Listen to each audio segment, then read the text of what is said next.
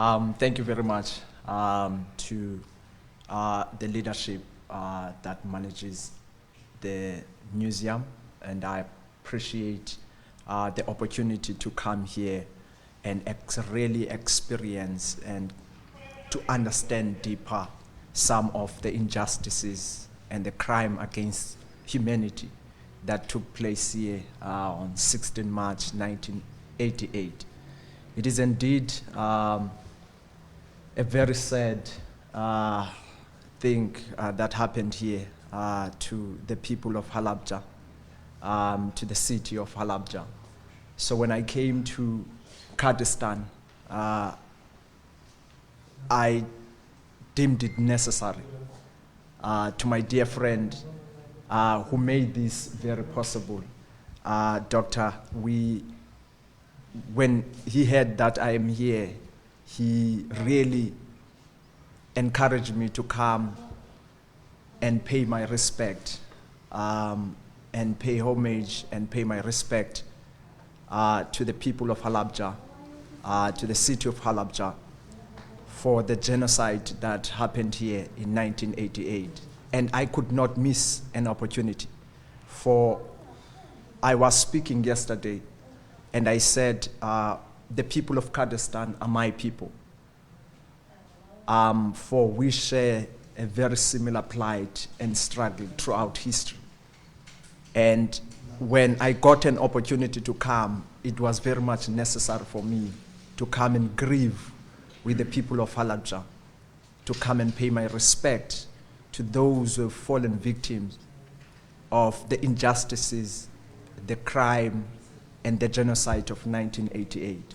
So thank you very much to the mayor, to the leadership of the town for allowing me an opportunity to come and pay my respect to my fathers, to my brothers, to my sisters, and to my mothers that fell victim to the genocide of 1988.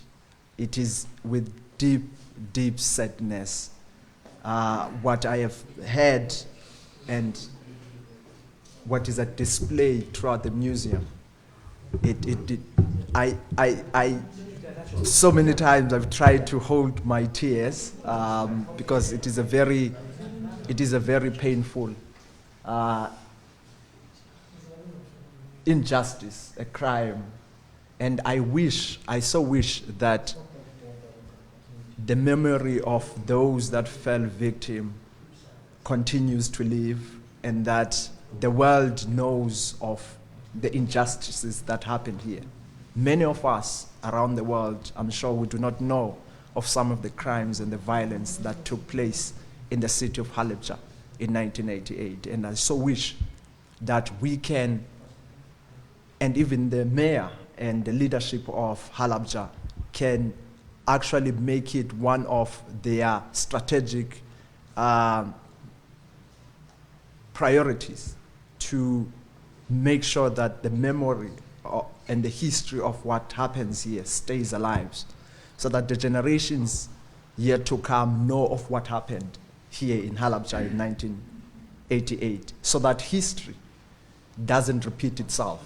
For we wouldn't want to see the injustices that happened here to repeat itself in the years yet to come. So once again, thank you very much.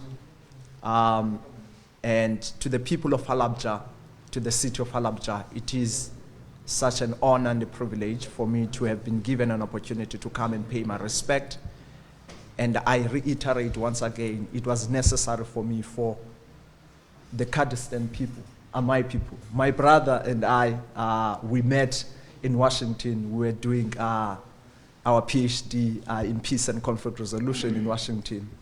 I didn't know that almost a couple of years later, I'll be in his own city, in his own country, to pay respect to those that have fallen victim to the genocide of 1980. I am the descendant of the House of Mandela, the great-grandson. Mandela has always considered the people of Kurdistan as one of our own, for we share a similar history and a similar plight with the people of Kurdistan. That is why Mandela, when he was released in 1990, he considered our freedom as not being complete until the people of Kurdistan and all the other oppressed groups around the world have achieved their own freedom. So to me and to Mandela and to the entire members of the South African community, we believe that the people of Kurdistan should be afforded their own right to self-determination and have equal access to Universal Declaration of Human Rights as declared by the United Nations in 1948. So throughout history, from 1920 to date, we have drawn lessons from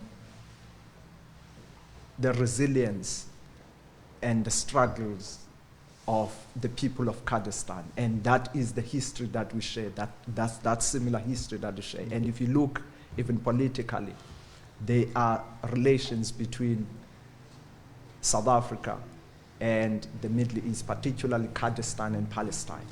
Because to us, the people of Kurdistan and the people of Palestine are our people, for we went through similar experiences.